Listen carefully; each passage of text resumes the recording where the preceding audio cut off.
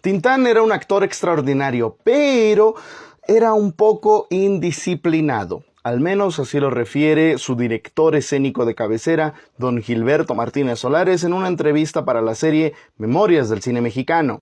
A principios de la década de 1940, Clasa Films Mundiales seguramente reconocen esta marca, ¿no? Fue uno de los más grandes e importantes estudios de la época de oro del cine mexicano. Cinematografía Latinoamericana S.A. Clasa.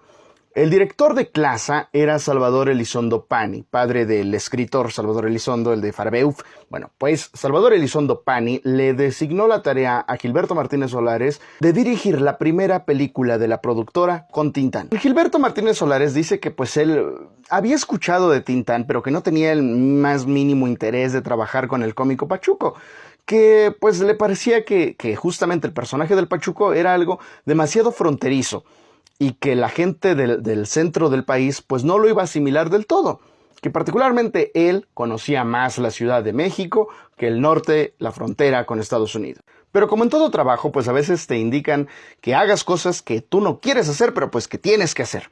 Entonces, don Gilberto Martínez Solares, para la dirección de Calabacitas Tiernas, ¡ay, qué bonitas piernas!, prefirió sincronizar el personaje del Pachuco, no pelearse con él y mejor fusionarlo con el del peladito citadino. Y así quedó, pues, el trabajo que haría Tintán.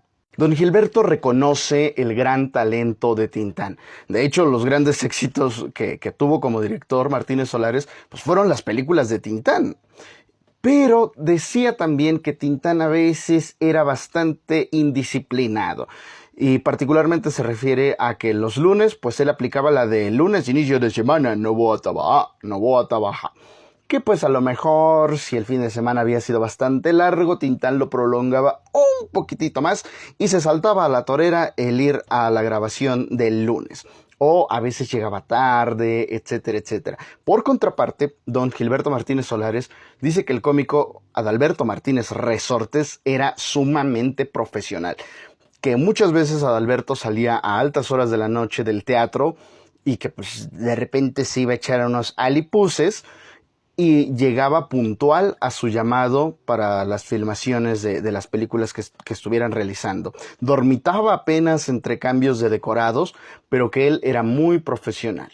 Ahora una pequeña pausa publicitaria. El próximo sábado 2 de septiembre a las 7 de la noche tendremos una función especial de Yo Soy Charro Improvisado en la librería Gandhi Mauricio Char de Miguel Ángel de Quevedo. Yo Soy Charro Improvisado es un espectáculo escénico tributo a la época de oro del cine mexicano. Boletos en taquilla el día del evento, no faltes. El Rey del Barrio es considerado por algunos expertos como la mejor comedia del cine mexicano. Y sin duda fue el mayor trancazo que metió la dupla Martínez Solares, Valdés Tintán. Y bueno, esta película se refiere el autor, don Martínez Solares, que había comenzado a escribir el argumento como una historia seria. Sin embargo, conforme fue avanzando, la historia le demandó un carácter cómico que fue el que finalmente tuvo. Si hay algo que tenía muy claro don Gilberto Martínez Solares es que tenía que apostarle a la historia mucho más que a cuadros de sketches. Si ustedes se fijan en varias producciones del cine mexicano, de las comedias, podemos ver una estructura muy dividida de cuadros de sketches, cierra la situación cómica y enseguida pasamos a otro que pareciera independiente. Incluso en algunas películas de Tintán puede percibirse eso. Pero don Gilberto sabía que este no era el caso, que tenía en sus manos una historia con un potencial tremendo y eso era lo que haría que la historia perdurara pues hasta nuestros días. ¿Reconocen a este actor? Es Juan García, quien interpretó al personaje del Peralvillo en El Rey del Barrio. Pero él también fue dialoguista en esa cinta. De hecho, en la entrevista, don Gilberto Martínez Solares refiere que fue Juan García el encargado de chilanguizar los diálogos que le daban al cómico Pachuco. Un comentario que me pareció atinadísimo es la comicidad de Silvia Pinal.